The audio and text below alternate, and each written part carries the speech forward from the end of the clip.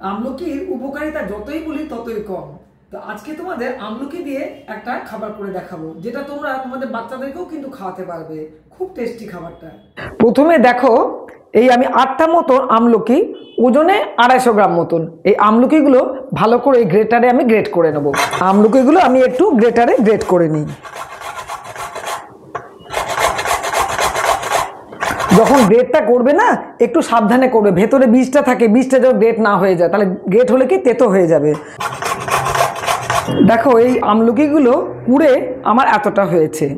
এবার আমি একটা কড়াই চাপিয়ে দিয়েছি, দিয়ে এর মধ্যে আমি 1 চামচ মতন ঘি দেবো। এবার ঘিটা গরম হয়ে গেছে, খুব বেশি গরম করার দরকার নেই। এর মধ্যে আমি এই আমলকিগুলোকে দিয়ে দেবো, পুরো আমলকিটাই দিয়ে দেবো এর মধ্যে। দিয়ে এটাকে আমি খুব ভালো করে কিন্তু এই ঘিয়ের সঙ্গে ভাজতে থাকবো। আসলে কি জানো তো, আমলকি এত একটা উপকারী খাবার, কিন্তু এত টক আর একটু কষা কষা ভাব থাকে না, অনেকে খেতে চায় না। কিন্তু এইভাবে যদি তোমরা করো না, এটাকে আমি একটা ক্যান্ডি করে দেখাবো। বাচ্চারা তো একদম তুমি রেখে খেতে পারবে না, এটা বাচ্চারা একদম নিমেষে শেষ করে দেবে। এটা খুব উপকারীও বটে। একটু দেখো, তোমরা এটা করে দেখো একবার। এখানে দেখো, আমি অল্প করে একটু আদা হামানদিস্তাতে থেতো করে নেবো।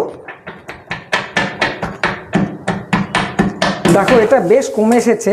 এরপর ওই যে আমি হামানদিস্তা একটু আদা থেতো করলাম, ওটা রসটা, পুরো আদাটা কিন্তু দেবে না, কয়েক ফোঁটা রস দেবে, তাহলেই হবে।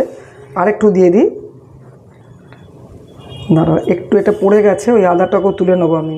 দিয়ে এটাকে আমি আবার ভালো করে ভাজতে থাকবো। এখন দেখো, আমি বাজারে দেখেছি তোমার শুকনো আদা পাওয়া যায়। শুকনো আদা যদি তোমরা মনে করো, সেই শুকনো আদাটা দিলে ভালো হবে, কিন্তু আমি শুকনো আদাটা ছিল, শেষ হয়ে গেছে, তো একটু আদার রস দিয়ে দিলাম। জল কিন্তু মেশাবে না এটাতে, একদম জল দিলে কি নষ্ট হয়ে যাওয়ার সম্ভাবনা থাকবে। এইটাকে দিয়ে আমি কিন্তু আবার ভালো করে এটাকে নাড়তে থাকবো, একদম মোটামুটি আমলকি জলটা শুকিয়ে যাওয়া পর্যন্ত আমি এটাকে ভাজতে থাকবো।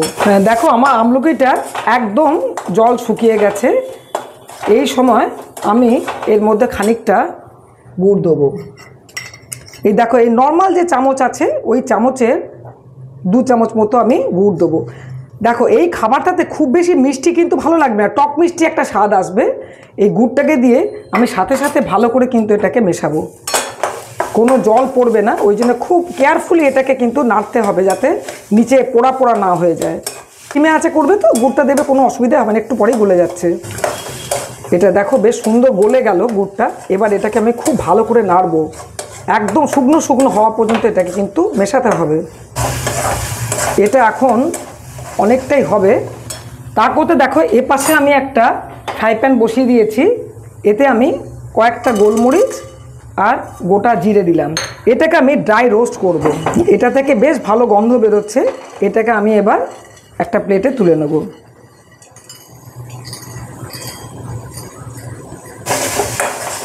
দেখো, এটা বেশ কড়াই থেকে ছেড়ে আসছে।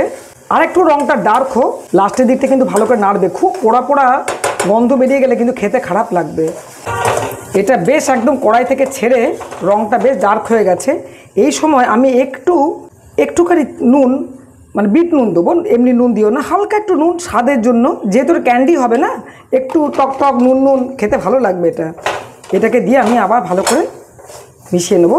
দিয়ে আমি গ্যাসটাকে অফ করে দেবো। এখন আমি ওই যে ভেজে রাখলাম গোলমরিচ আর গোটা জিরেটা, ওটাকে আমি একটু হামানদিস্তার মধ্যে ভালো করে থেতো করে নেব। খুব একদম মিহি করে দেবে না। দেখো, এটাকে গুঁড়ি করে ঠিক এই রকম হবে, একদম মিহি করিনি। এইটাকে আমি এবার খুব বেশি দেবো না, একটু রেখে দেবো, এইটুকু দিয়ে দিলাম। ওই গুঁড়িটাকে দিয়ে খুব ভালো করে মিশিয়ে নেবে।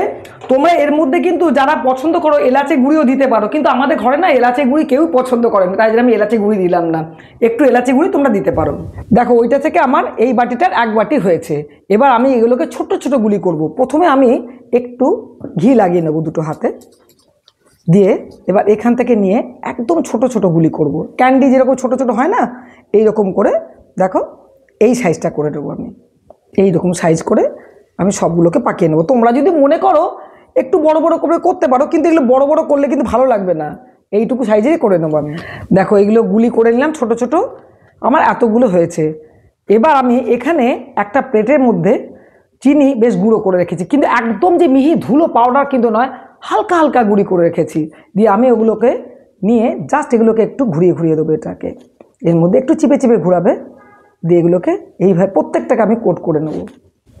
দেখো এগুলোর মধ্যে কি সুন্দর কোট হয়ে যাচ্ছে, দেখো কত সুন্দর করে কোট হয়ে যাচ্ছে, দেখতে পাচ্ছ তো?